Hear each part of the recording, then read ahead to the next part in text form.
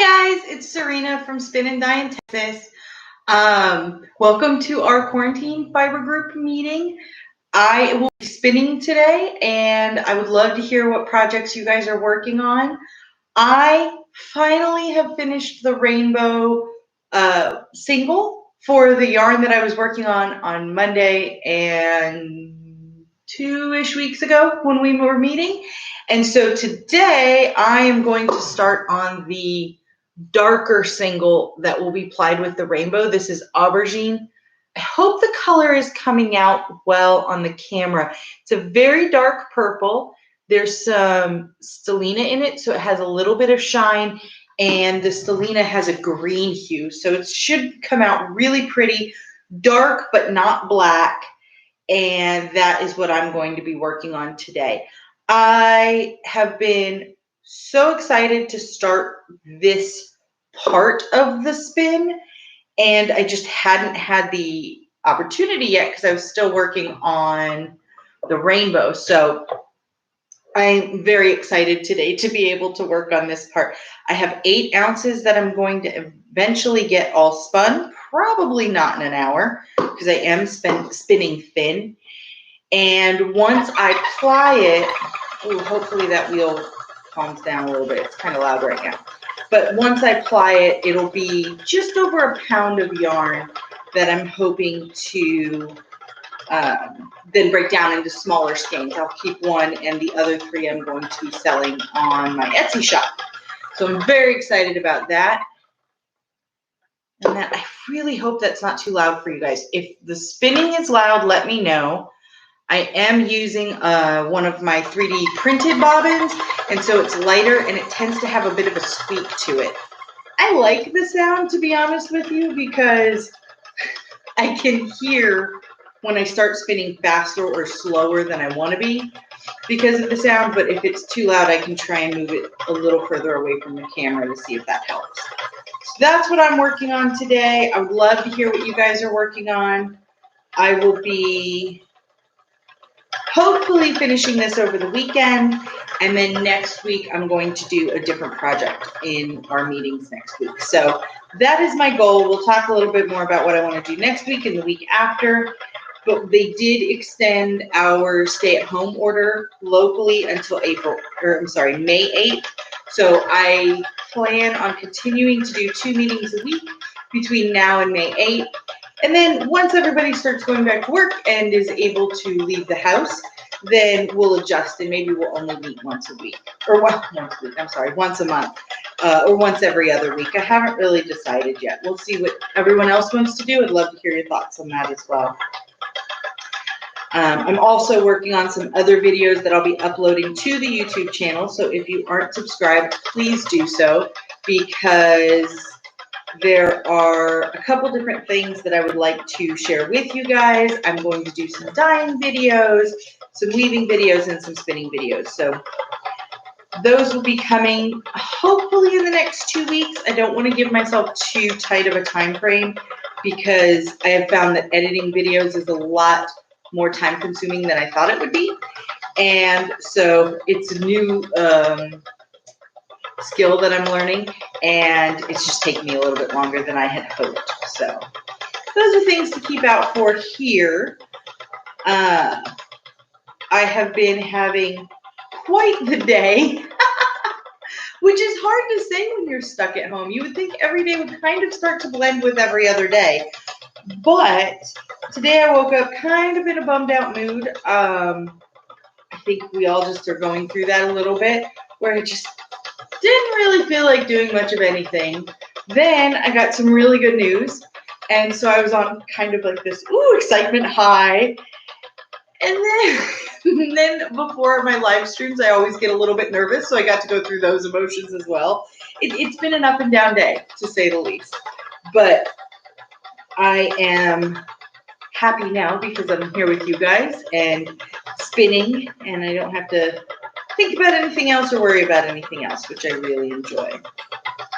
Woo! So my sister has two kids, my niece and my nephew, and they're both little. They're toddlers, and of course they've been stuck at home as part of quarantine too. No school preschool right now, and my sister and brother-in-law, they're working from home too.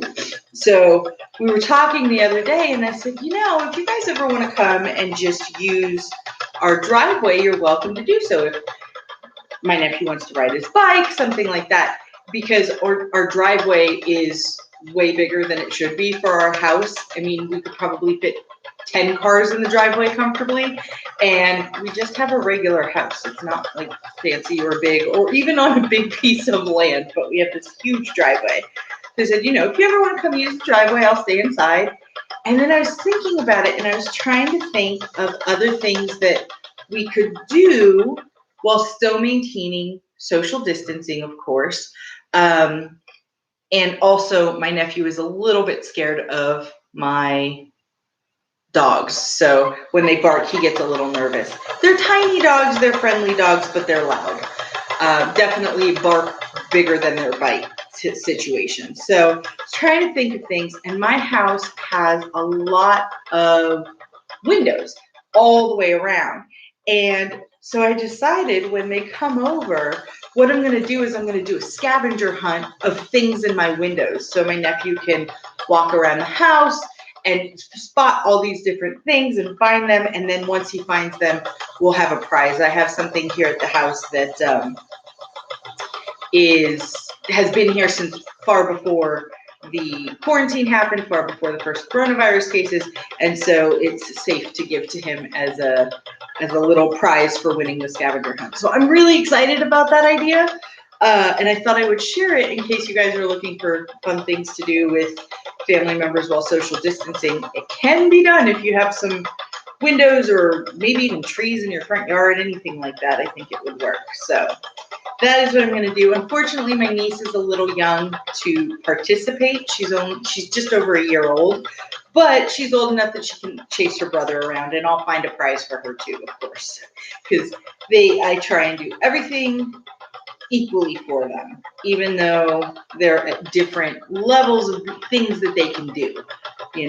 That'll even out eventually. They're not too far apart in age, just 18 months, I think, something like that. So it'll be fun. I'm very excited.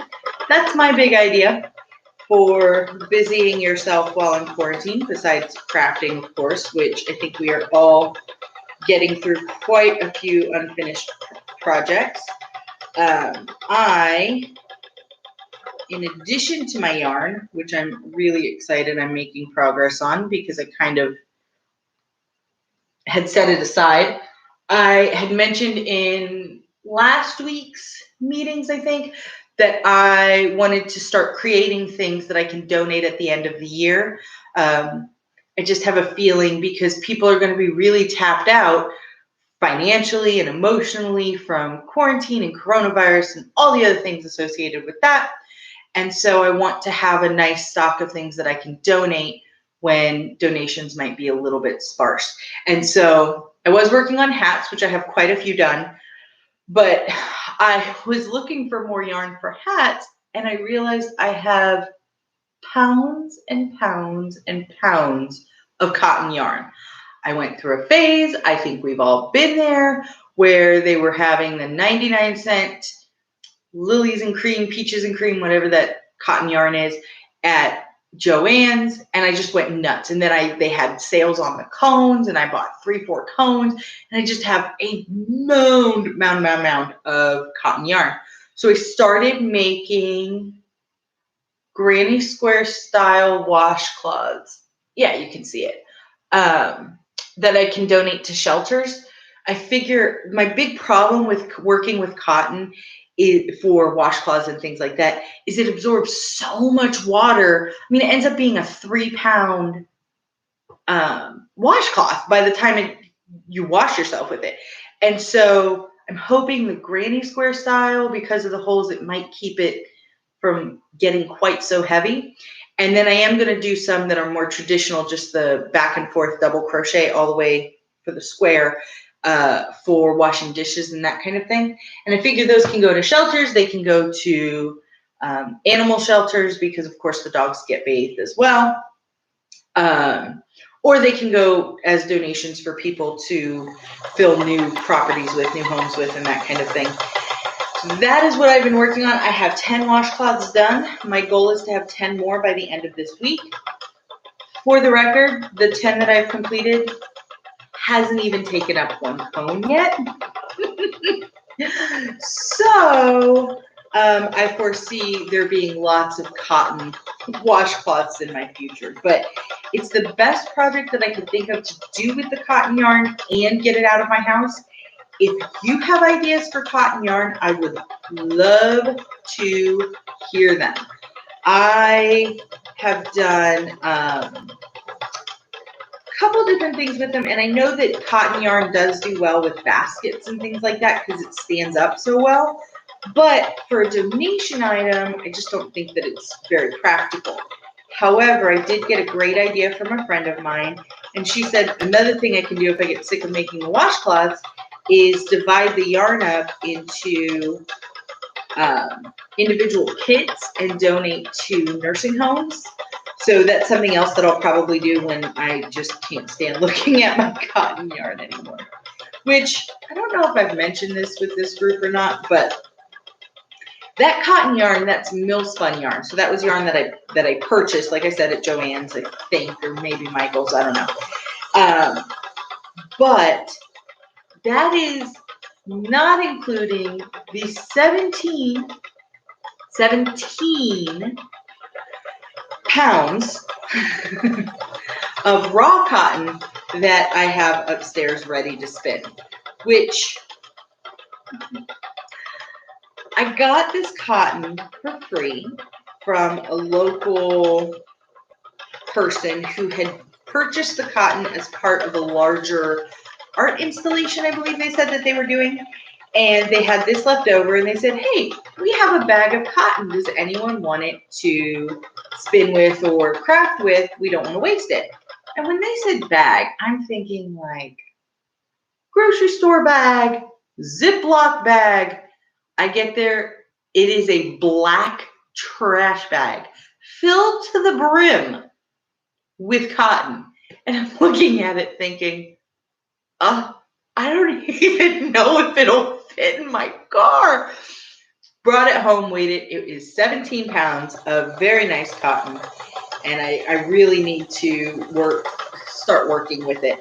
I tried to spin it though, and the short staple length is just so difficult to work with that I got a little bit frustrated and I was like, yeah, I'll go back to it another day. So eventually I'll get all 17 pounds spun, and then I have no idea what I'll do with it because I don't like working with cotton, which I discovered after I bought insane amounts of cotton yarn and got 17 pounds of raw cotton fibers. So we will just have to wait and see what happens on that one.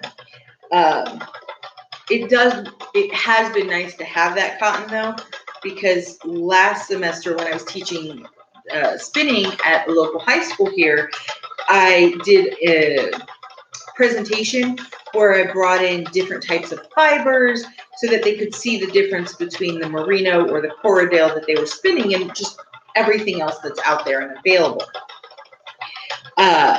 So I did that. I brought it in, but most of what I have is either animal protein fiber or is rayon fibers like rose and milk and bamboo and things like that. And so I don't have any linen, I don't have any flax, I don't have any jute.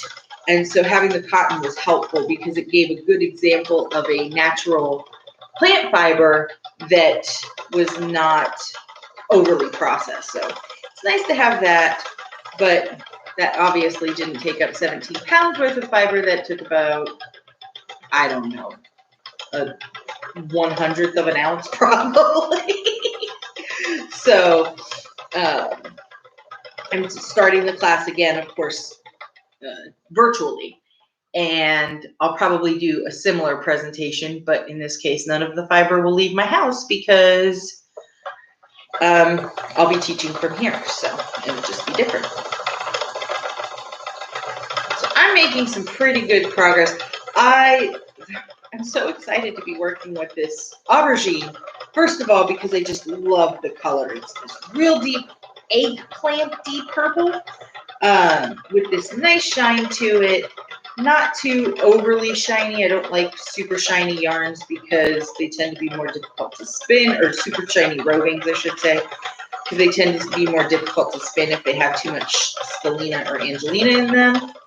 I think that's the right word, angelina. Anyway, but I'm also happy because the thing that kept frustrating me with doing the rainbow yarn, which I enjoy spinning that yarn, but it's spin and stop, spin and stop, spin and stop, because you have to switch colors with the pattern that I'm using. And for this one, it's just a straight spin until you don't feel like spinning anymore. So I think this will go actually quite a bit faster than the rainbow did, because I don't have to stop in the middle and keep fixing and addressing it. So this aubergine I got from Paradise Fibers, and it is the Glitzy Roll Roving in aubergine, like I said. I was trying to get it out of the bag, which, let me tell you, I love Paradise Fibers. I really do. For solids and for semi-solid blends like this, I think they are a wonderful resource to have. Their prices are pretty good, whole 9 yards. But I think they have magicians working for them, because this one little tiny bag had 8 ounces in it. And when I went to open it up before I started the stream, so I could get my end, so I could start while I was talking to you guys, the bag kind of just went and exploded. I mean, all of this over here, all of this on my leg here, it was all in that one bag. I'm convinced they have magicians working for them, because I don't know how else they get that much fiber into the small packaging that they use, which is great that they use small packaging, because, you know, you pay less in shipping that way, even with the weight. If it was just, if the box was bigger, you would run the risk of paying more. And then the other reason is because you can get more in a single box. They're really just geniuses when it comes to packing like that. But, and for the record, I've never gotten anything that was packed in a way that when it came out it felt felted or had a lot of nets in it or anything like that. So, but I'm just convinced they must be magicians, because I can never get the fiber back in the bag. If it explodes out like this one did, I'm going to have to find a bigger bag to put it in, or spin a whole lot of this tonight before I go to bed. Because Pickles, who you can't see, but he's kind of over there, Pickles loves to eat my fiber. It's, I think, one of his favorite things to wait until I'm not looking and then jump on it. So he got to some red merino yesterday. He has eaten a full 4, well, not eaten all of it, but he's chewed through a full 4 ounces of this beautiful merino bamboo blend that I had. And he does it in like 5 minutes. Like, I step out of the room, I come back, and there's just felted bits of fiber everywhere. So I will have to find a way to get this back into the bag, which is never going to happen, or get it into a bigger bag before I have to step away from it. Because if I don't, he will wait until the 1 second when I'm not looking and just pounce on it, and half of my fiber will end up ruined. So I really like spinning these blended rovings. This one, I think, is just merino and Delina, I think. Doesn't say on the bag, but they come out so soft, and the rovings are nice and fluffy, and it's very impressive to work with. So I do enjoy Paradise Fibers. I think they're a good resource. If you haven't gone on there and looked, That's what they have. I highly recommend it. If nothing else, you get to do that really fun thing where you just put everything in your cart and then you slowly go, okay, I don't need 10 ounces of that. Okay, I guess I don't need that one. And you can wheedle it down over a couple days. But it's fun. I've also bought from them silk cocoons, which I should bring those. Maybe next week I'll bring them down and show you guys. I dyed these cocoons with pink and blue food coloring. In the cocoon's still intact. Because honestly, I have no idea why I bought cocoons. I have no desire to process silk in that manner, but they just look so cool. So anyway, I dyed them, and what I ended up doing, because silk floats, and it seems to take a really long time to take up dye. So what I do, despite the fact that it's an animal protein, it still takes longer and it needs to sit. I've found that if I let it sit overnight, it seems to hold the color a little bit better. And then I start it off at a low heat, and then I'll leave it at a low heat for a little while, turn the heat off, let it sit in the dye overnight, and then bring the heat back up before I pull everything out. Now, with silk, you don't want to keep the heat too high or too long because it can actually affect the shine of the silk fiber. But if you just raise the heat a little bit, it seems to help that dye just kind of adhere to the and be absorbed by the silk. Anyway, so I dyed these pink and blue ones, and honestly, they are so neat. They look like little tiny dragon eggs. And I am determined to make earrings out of them one day that I can wear around Halloween and that kind of thing.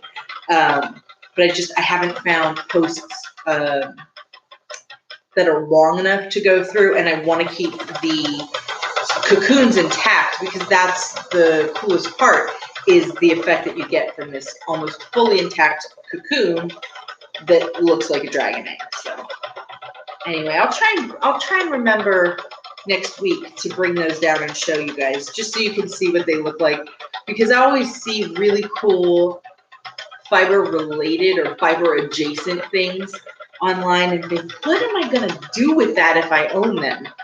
And so when I got these silk cocoons and I realized I have no desire to process silk cocoons, what am I going to do with them? Now I'm trying to find fun projects that I can do. So that's one that I'm working on.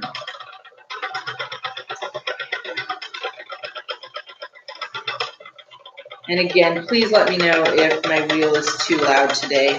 It really is just chugging along. I don't know if I've mentioned before, but I spin on a Louette S10, and I absolutely love this wheel. It's just such a workhorse.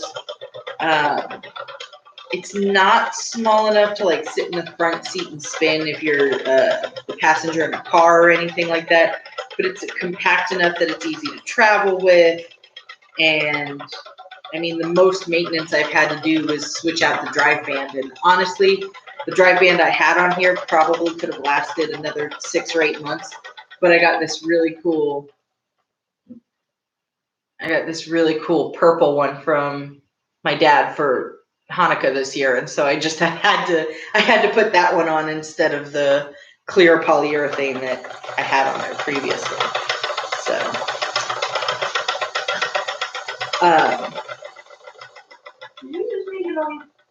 Rumpus is sitting behind me today. He's been very, very clingy. So just a reminder, Rumpus is our foster dog. He has cancer, and unfortunately, they cannot do anything about that. So he is staying with us as long as he can. But he's a very, very, very, very, very sweet Chihuahua who has been just precious since the day he got into our house. Seriously, he just wants to be with you. He wants to cuddle with you. He wants to curl up. He loves getting snacks. He's just precious. But today he's been very vocal about the fact that he wants to be as close to me as possible. And so he followed me all around the house this morning barking. He finally fell asleep on the couch for a minute, and I stood up. He woke up and was immediately barking. And so I was a little worried that he was going to be kind of barky in our meeting today, but he seems to be relaxed just fine as long as he can see. As long as he can see me, he seems to be okay today. Oh, I'm a little far on that one.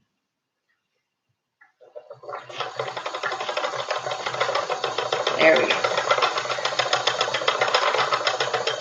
So I had mentioned this in Monday's meeting. So if you were in Monday's meeting, I'm sorry, you're getting the same story again.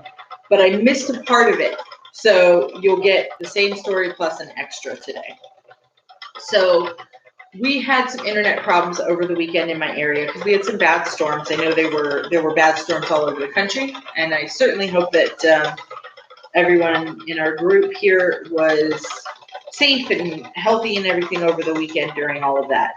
But the storms that we got were bad, but we didn't get anything too horrendous in regards to tornadoes or anything like that in my area. However, it knocked out our internet for about 3 hours. Our electricity was really spotty during the whole thing. And then in the afternoon, I called my sister, and my sister said, this was on Friday. My sister said, oh yeah, we don't have internet right now. I said, you don't? She said, no. So then Saturday morning, I get a call. No, wait. Is that the right time? No. It was Thursday night. Then Friday morning, I get a call from her at like 7:30 in the morning. She said, hey, is your internet working? She lives like 15 minutes down the street from me. I said, yeah, our internet's working just fine. Are you sure? Yeah, it's working fine. Okay, our internet's still down. Now, my sister is an interpreter for the deaf, and she's working from home right now, and she needed to work. She had a job that she had to do, and so she came to my house, parked in my driveway with her windows up in her car because obviously there's privacy issues with her job, and signed onto my internet and did her work from the back seat of her car, which is extra hysterical because keep in mind, as an interpreter, she's talking and signing whatever she was working on, which I have no idea what it was. But she's talking, so if any of my neighbors saw her, they were probably like, why is this crazy woman sitting in a car talking and gesturing to herself in my neighbor's driveway? I mean, she was out there for 2 hours. I couldn't even, I offered, you can come in the house. We have an extra room that she could have gone and worked from, but we've been in and out of the house a little bit, going to the grocery store and that kind of thing, and it's just not really worth the risk for infecting with coronavirus. So she's like, no, I'm fine. I'll be fine in the car. But she sat out there for a good 2 hours. I told her, well, my driveway's always open to you. If you need to come back, just park right there. She parked right across from where the router is in our house, so she would get the best signal. I don't know. It's just one of those great innovations that quarantine has brought on to all of us, where we're just like, okay, how do we figure this out if we can't leave, but we have somewhere to be? So she was parked in my driveway, just getting her work done as best she could. And she said it worked out well, so that's good. Our internet can be a little bit slow sometimes. So I was worried that since she would be not hardwired into it, maybe she would have a problem, which she didn't, which is great. But I just thought that was pretty funny that she had to be innovative on how she was going to get the job done, because there was someone relying on her to be there to help them communicate. So she was going to be there.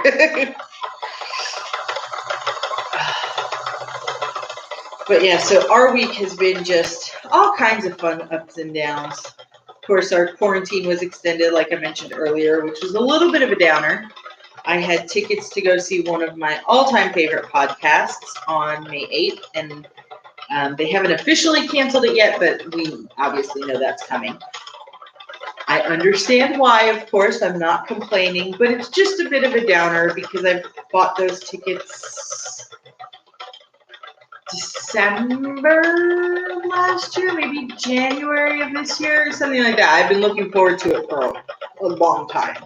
So, a bit of a downer that I won't get to go, but they'll reschedule and I'll see them. Hopefully in the fall they'll come back through Austin. But or I'll get my money refunded and I'll just give them the money on Patreon or something. I have a penchant for true crime podcasts, and I like the comedy one. So this one's called Small Town Murder. It is not a family-friendly podcast by any means. It is definitely for adults and a more mature audience, but it is very, very funny and very interesting as well. So I love listening to the two of them. It's two hosts, and I just love listening to them tell the story of the crime that's been committed and then sharing some of the more outrageous behavior that happened around that crime. They're not making fun of victims or anything like that. They actually make a point of telling you that at the beginning of every episode. But they make fun of, like, the person who came up with the alibi story of, oh, it couldn't have been me because I was busy doing yoga next door and you can't stop doing yoga in the middle. You know, something silly like that. That's what they're making fun of. And it's very, very fun to listen to. So I'm going to miss out on them in May, which was a little bit of a downer. But we've had some upsides too.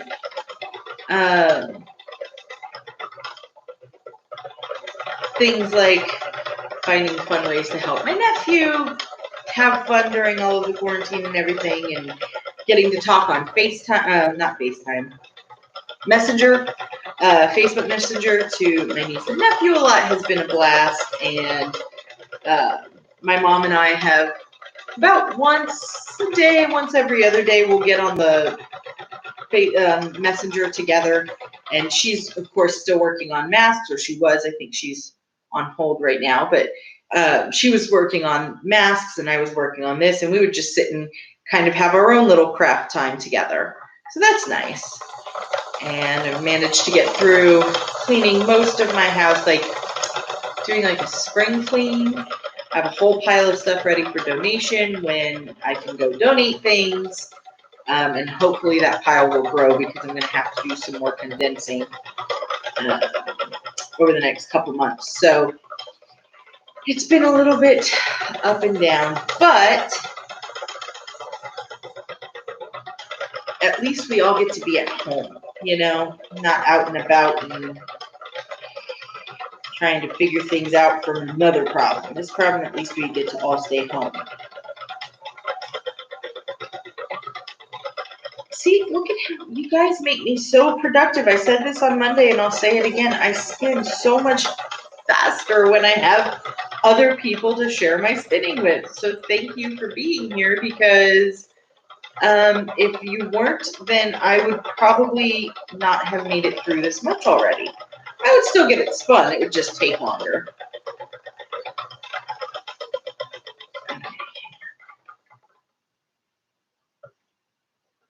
So, pardon me. I mentioned our first week, and then I haven't really had my wheel out since then. But if you're wondering where I got this super awesome purple bobbin that I'm spinning on, my husband actually custom printed it for me based on the measurements from the Bluette branded bobbins that I have. And so he created a design and printed all of my bobbins for me, which I love spinning with these 3D printed bobbins because they're lighter and they seem to spin on the flyer more smoothly. Although I will say they tend to make more noise, which can be a little frustrating. I know there's some like caps that you can get to try and avoid some of that, but I haven't been able to find any since my husband started making these bobbins for me. So I really do need to look into that. But I love having the 3D printed bobbins. Ooh, and I'll show you this one because I know I didn't have this one out when we met that first week because I had something else on it. But he printed this one for me, and I'm trying to get it so that you can see. It's a shiny plastic. Oh, wait, there. There, you can kind of see it. So it's a real shiny plastic, and it almost looks like metal when light hits it. And they're just, it's so fun to play with. And I get to have all these fun, funky colors. And he makes the designs on the caps himself. So it's just, I really like getting to work with him. Plus, it lets me customize my wheel, which this is the only way that I will customize my wheel. I know some people will paint theirs or add in replacement parts that are more unique. And I love my wheel kind of the way it is, particularly the actual drive wheel, because it has a nice shine to it in the light. So I don't want to change the wheel itself, so I have to change everything else. The only thing on the wheel that I would possibly change is the leather for the brake band, which is up at the front here on the Louettes. And the leather that I have on here right now is a cream leather, but if this ever, God forbid, breaks down, I might end up switching that out for a dyed leather just to see what it would look like. But that is as customizing as I get because I love the all wood look of the wheel itself. But I also have a little bit of a personality that I like to just get out there in the world. So my purple and blue bobbins and my purple drive band, that helps me do that.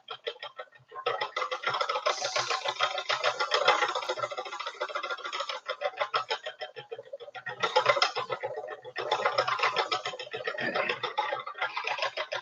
But yeah, I really do like working with this aubergine. It's this is the first time I've used this specific color, but I've used these blends before, and they always spin up really nice. It's easy to get a fine yarn with them, fingering weight yarn with them too.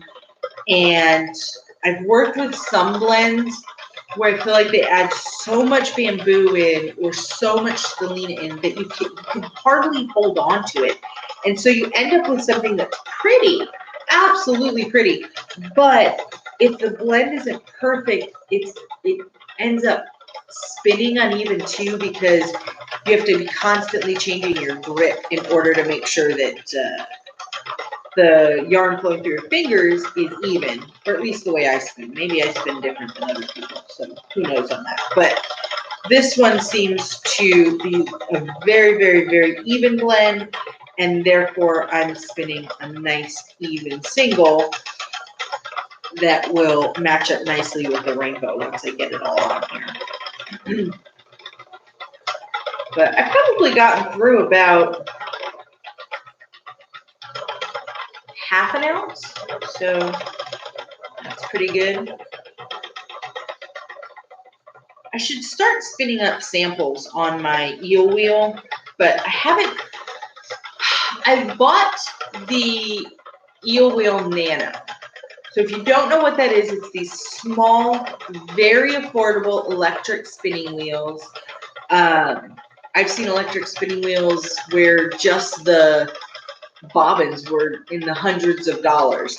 And this is the full wheel plus 3 bobbins and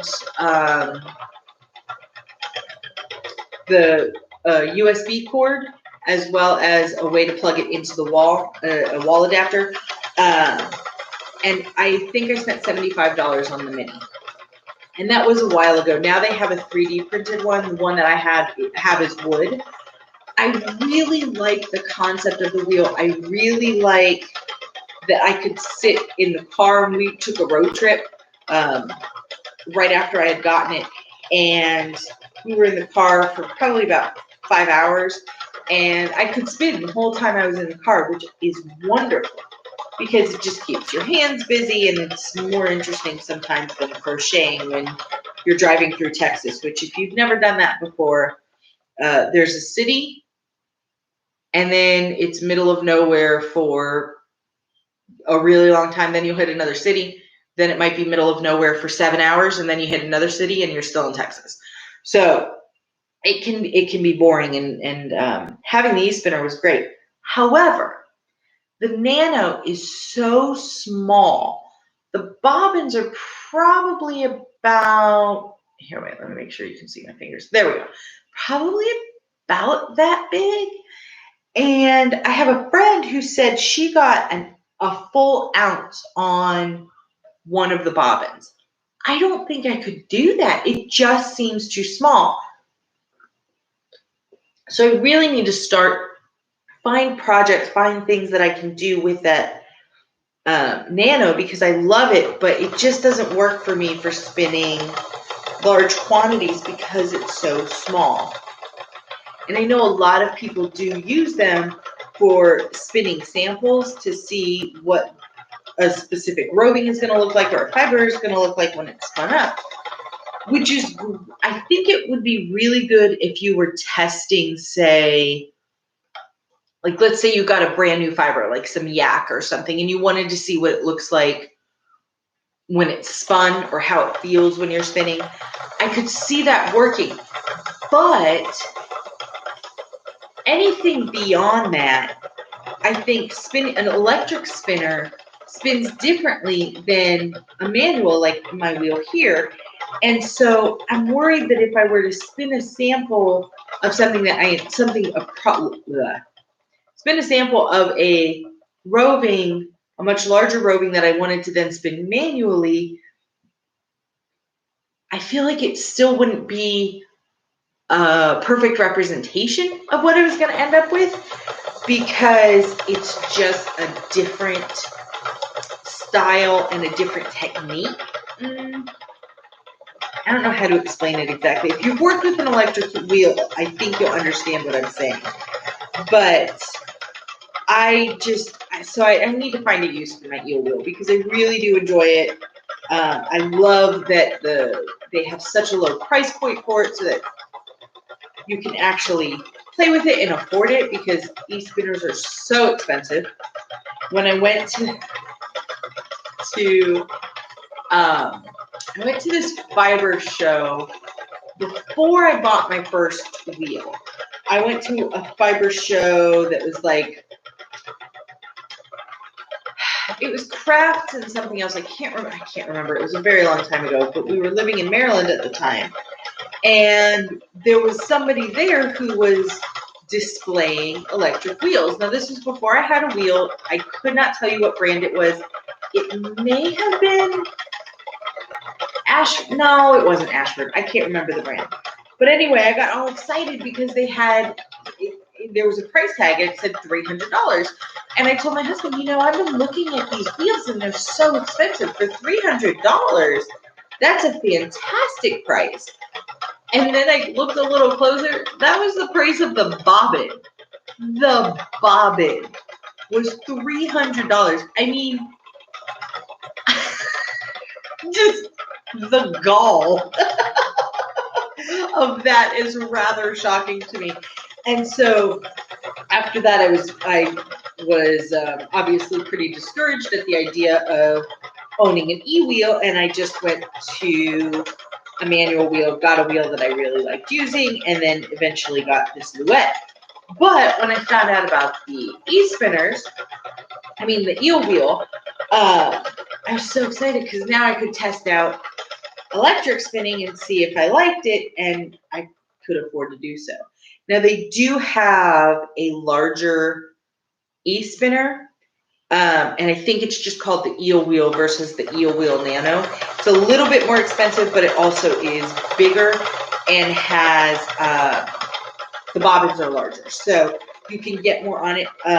There's a group that I was spinning with before quarantine started, and I just joined the group, but there was a woman there who would bring her eel wheel in and spin on that. And that one, I think you could probably do minimum 2 ounces on and be able to get away with it on the bobbins. But anything more than that, and I think you would struggle. And to be honest, most of what I spin is going to be a minimum 4 ounces. And lately I've been spinning more than that because I've been trying to be able to create multiple skeins and that kind of thing for selling on my business, and then also for just projects that I've been working on. So I don't know. That's my rant about eel wheels, I guess. Or at least that's my experience with eel wheels. So if you're thinking about buying one, I recommend it if you want it for the novelty, but if you're hoping that it will replace the wheel that you currently have, it could, but it's going to be a more tedious process for you because you're going to constantly have to be stopping to wind off the bobbins, or just you need to buy a whole lot of bobbins for it. So if you've been considering it, those are my thoughts. Hope it helps.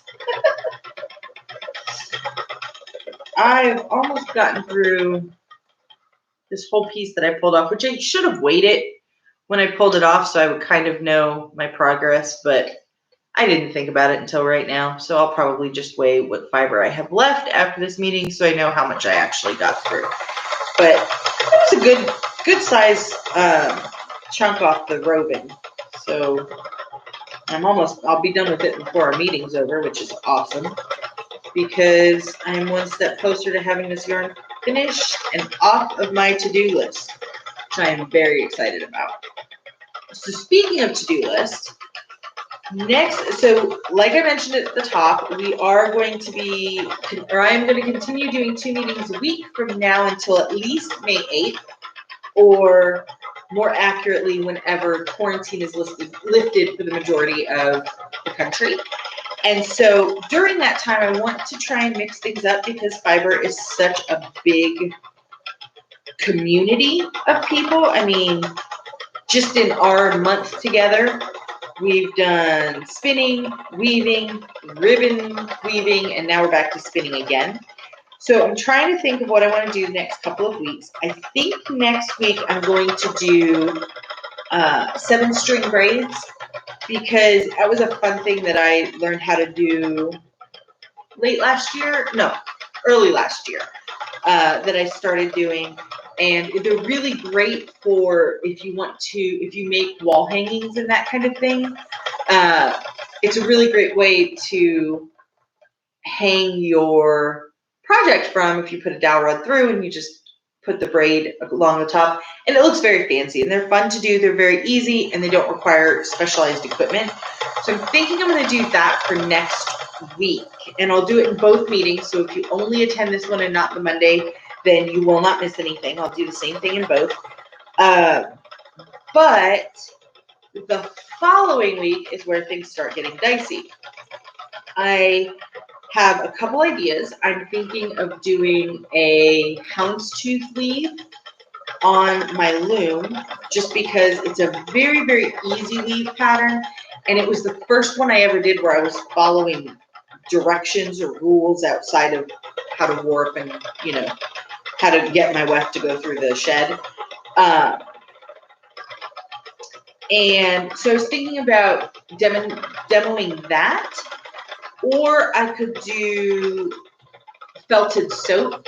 So the way the felted soap works is it's roving that you felt around a bar of soap, and then rather than using a washcloth in the shower, you can just use the soap and it'll suds up, or you can leave that on your sink and you can when you get it wet and roll the soap in your hand, the felt on the outside will immediately allow it to set up really nice and for hand washing, face washing, that kind of thing.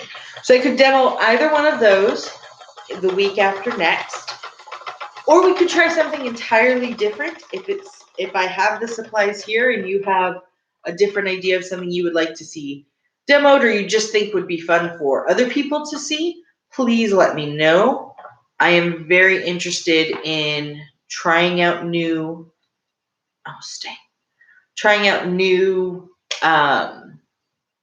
fiber related crafts because I keep discovering that there are more. There's punch needle, of course, which I've been working on creating some really fun patterns for. I just got distracted and didn't get a chance to finish them, so I could do punch needle. We could do, I don't know, there's so many. So those are my thoughts for the next couple of weeks for our group, is doing 7-string braids next week and doing something more like felted soap the week after. However, I'm open because this is our group, not just mine. So if there's something you would like to see, or if you're just like, hey, we're not really coming here to learn things, we just want to come and listen to you prattle on while we do crafts, that's fine too. Just let me know. But that's just kind of what I'm thinking right now. So just so you know what direction I plan on going in and what I plan on doing, and also what our schedule looks like, because I know these are uncertain times, and I can assure you that I will be here 2 times a week from now until at least when the quarantine is lifted. And then we'll switch things up. We'll talk it over then. But until then, we're going to be here. I'm just trying to think of fun things that we can do, so it's not always just me talking. I think a lot of people enjoyed the ribbon weaving last week, and so I want to be able to give more experiences like that. But eventually I'll run out of things that I know how to do. So when that happens, I am perfectly fine learning with you guys. I just need ideas for what you guys would like to see. So please feel free to drop a comment in this video, drop something in the chat. You can message me on Instagram at Spin and Dye in Texas. And I mean, heck, you could send me a private message on Etsy, which is the name of my shop, is also at Spin and Dye in Texas. And if you have any thoughts or ideas on what we could do. I thought about doing a dyeing video, since that is what my business does, is dyeing yarn and fiber. Unfortunately, the only camera I have is the laptop camera that I'm using right now.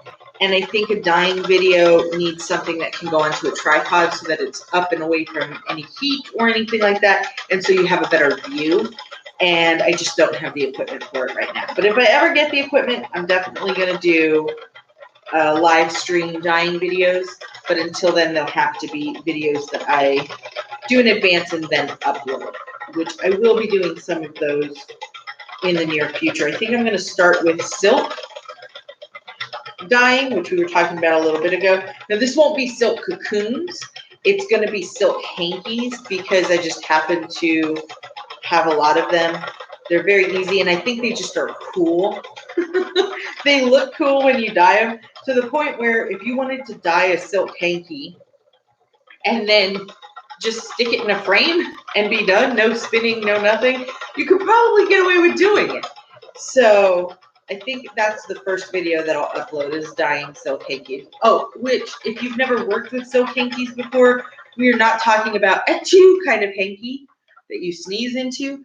This is, they take the raw cocoon and they wet it so that the natural glue that is in there becomes soft, and then they stretch the cocoon into a square shape, and that is what is called a silk hanky. So it looks more like a very thick cobweb than like the kind of thing that you would stick in your pocket for emergency sneezes.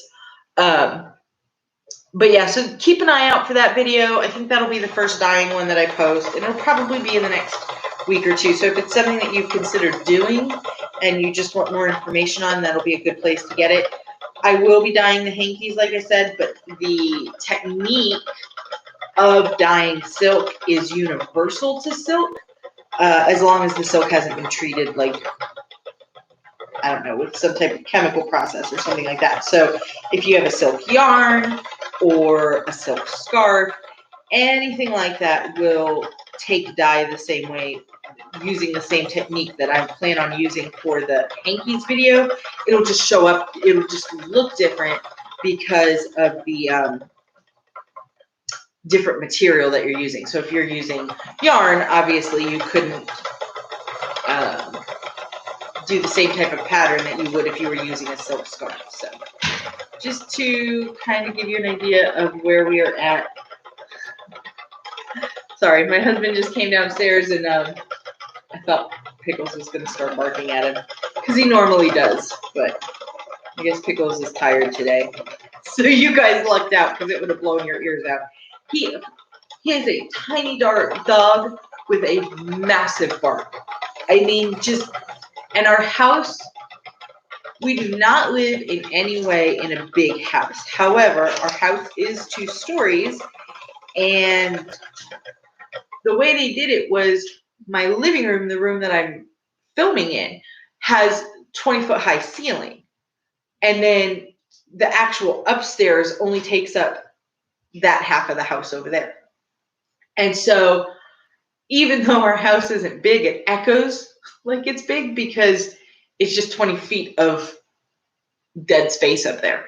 So one of my plans to get rid of some of that echo, because it's really a pain when Pickle starts barking or something like that, because it just reverberates throughout the whole house, is I've been making very large weaving projects so I can hang them up on the walls and hopefully dampen some of that echo. We'll see if it works, but I have one that I have to hang that was a rainbow piece. If you're on my Instagram, you would have seen it. I posted it about 2 months ago, I think, and I just have to get it hung so that I have to get a dowel rod that'll fit through the way I want it to, and then I can hang it up. It's all finished and tied off though. So, but once that happens, I will post a picture of it on my Instagram so you guys can see what I'm talking about when I say I'm trying to cover my walls in fabric.